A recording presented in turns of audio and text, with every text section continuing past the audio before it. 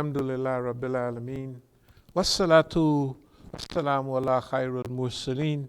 Muhammadin nabi al-ummah wa ala alihi wa sahbihi ajma'in. Amma ba'd, yaqulu Allahu ta'ala fil Quran al-Kareem. Inna Allaha wa malaikatuhu yusalluna ala nabi ya ayyuha alladhina amanu sallu alayhi wa sallimu tasliman. Allahumma salli ala Sayyidina Maulana Muhammad sallallahu alayhi wa sallam. Well, although this is the end of Black History Month by several days, there's a certain theme. And the theme tonight is write your own book. This is not new. We've talked about it here a lot, about writing your own book, about well, one thing we know in Islam, we're going to get our book back anyway. You know, in other words, the life we live, we're going to receive that either with our right hand or our left hand, right? Our book of life. The Malaika, they're recording it now. Ever since we've been here, they're recording a book that we're going to get. Now it's a lot of things included. Our whole life is included in that. But now we have a time where we can place in that book our hopes, our dreams, our aspirations. Like, suppose you could visualize a perfect future. Like they do that a lot of times. They say, choose the house you want to live in. Visualize yourself 10 years from now living in your ideal home. The amount of kids that you want to have. What the house looks like. You know, this is in motivational or so-called positive thinking. And they talk about visualization all the time. Visualize your life 10 years from now. What you're doing. About how much money you're making. All of those things. And so, right now, we're at the time, you'll see from the notes, we've been building up to this period for a long time. Because the last period of our life or our struggle was a long period. Now, it's a long period for people, but we don't consider it a long period. But we do always consider protracted struggle, long, over a long period of time, longevity. And one of the things in the black movement, we do have to admit that every time we went through a change, if we called it the 20s, and that was a romantic period of the 20s, the talented 10th and Marcus Garvey and all of those people. If you notice at that time, the people that was somewhat radical didn't stay on the scene too long. They disappeared off the scene. The ones that left, well, Booker T. Washington died in 1915, so he wasn't on the scene at all. But he'd been the standard bearer for what we call Negro progress all along. That was Booker T. Washington. Then we get the talented 10th, and then we get the fire-breathing Marcus Garvey. Even there's some tapes of Marcus Garvey, which he sounds different than he looked, but they're good tapes. The point, believers, is this, is that we can visualize ourselves, and when you see what we've written and what we're going to say, we've been into that for a long time because we've realized the power of visualization, the power of looking ahead, the power of being motivated in a way that you have a picture of where you're going. You have an idea of what you want to look like, what your surroundings would look like. So I'm going to jump into right away some of these things. It's related to what we've always called what? Anticipation and expectation. Anticipation, to anticipate what we want to do, how we want to do it. And expectation is technically what we expect out of ourselves, how much we want to put into it, how, and what will it actually look like when it's finished. Those relate to our anticipation and our expectation. Now, when we read through this, you'll see that we have been motivated by this. We've been committed to this. And we have our own schedule and our own pace that we've been working at for a long time. Now, if you were to think about it, we've been here in D.C. over 30 years. If we came here in 89, that's 32, 31, 32 something. It's a while back that we just came here. And if you were to look at the people that were here, the people that were around here, when we came here, you would have to say, man, that's deep. Most of those people are gone. But before we come here, we have to study what was going on in D.C. We had a few things in mind. When we got to D.C., the people didn't know it, but we had our own criteria and our own expectation. People were saying, ain't nobody gonna be here for even 4 or 5 years. Ain't nobody gonna make it in D.C. because they had not had any movement that survived that long without being influenced by the outside group. Boy, when we came here, they had people trying to take us to the gun range. They had this going on, that going on. It was real exciting. And a lot of it was silliness. We had a chance to look at everybody because we knew what we expected. See, first thing, we had some goals when we come here. We want to last, we want to be a permanent fixture in D.C. Okay?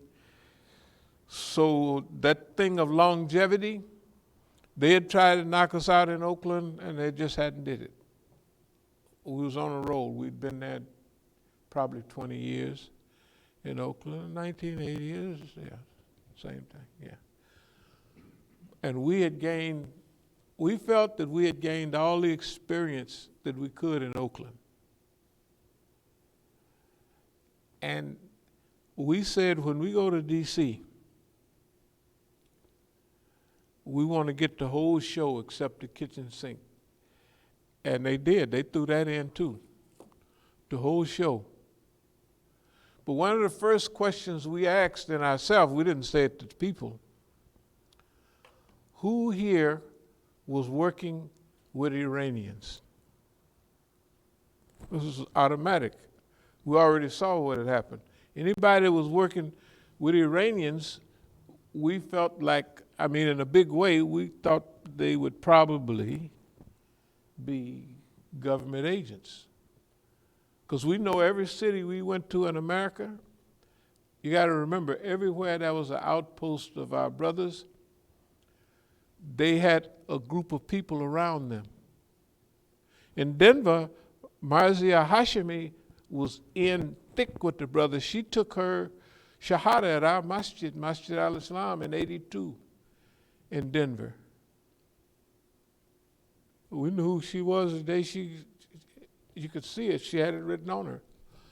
It is no surprise. In this, we are thoroughly different than other groups. One of the key characteristics is sabr. Somebody come in and turn flips and, oh, that's great. Somebody come in rolling their eyes, oh, that's great, welcome. you know. But it doesn't make any difference. So we ask the question, who has been with and around the Iranians? Why? Because our experience told us those are Iranians. And they have had a revolution. And they are doing certain things. Not only that, but every office and the police, the FBI, went and visited Iranians over and over again. And I told the brothers, y'all got to watch. I told them in 1980, 81, I said, y'all got to watch talking to the FBI.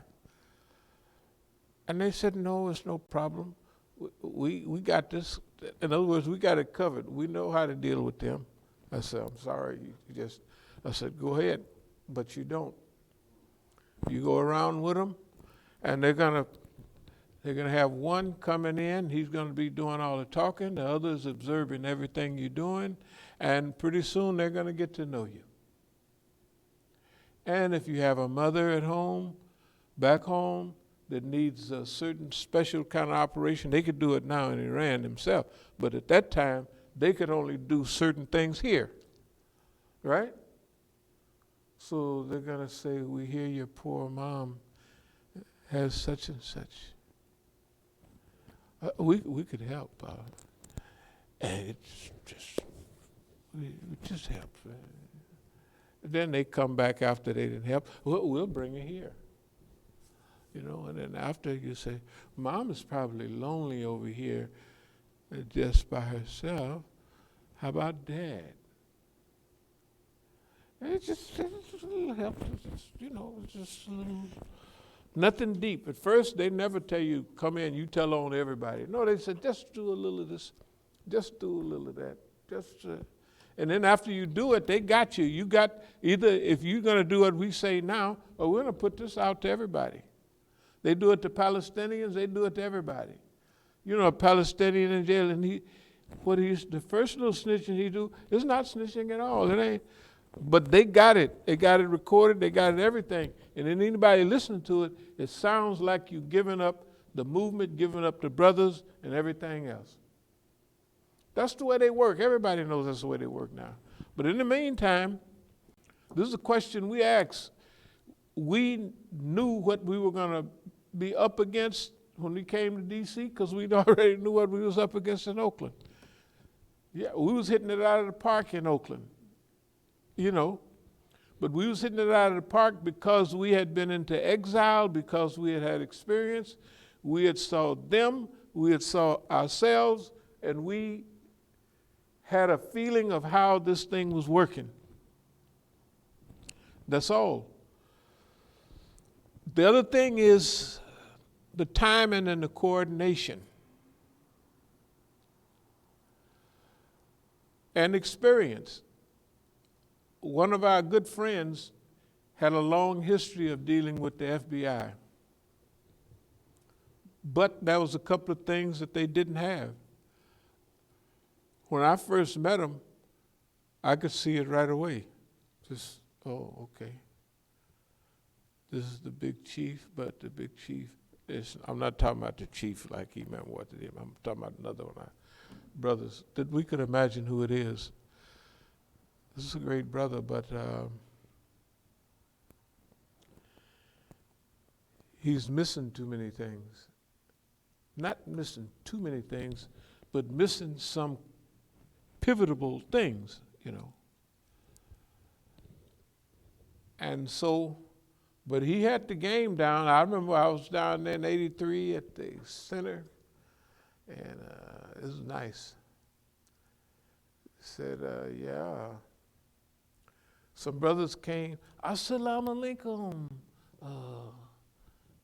dear Imam, all that stuff. I said, man, this is beautiful. All the people coming, As-Salamu Alaikum. He said, they not with me. Well, they're from New York. Yeah, they came down here from New York, from the Dar. They said, they not with me. And everything I told him, I said, you know, I was at a place, this was in Iowa, they had a masjid they had just opened there. It was Arabs, Malaysians, all that. They even had a punching bag in the gym, and I used to work out on that boy. So all of a sudden, I used to travel with the outline of Ikhwan al-Muslimin, those main principles. And so that's 82, 83, and I was telling one of the Arab brothers about them. He said, that's the right ones. They were doing the same thing. They didn't say they was, but they knew, message of the teachings and all of that stuff. They had it down pat. So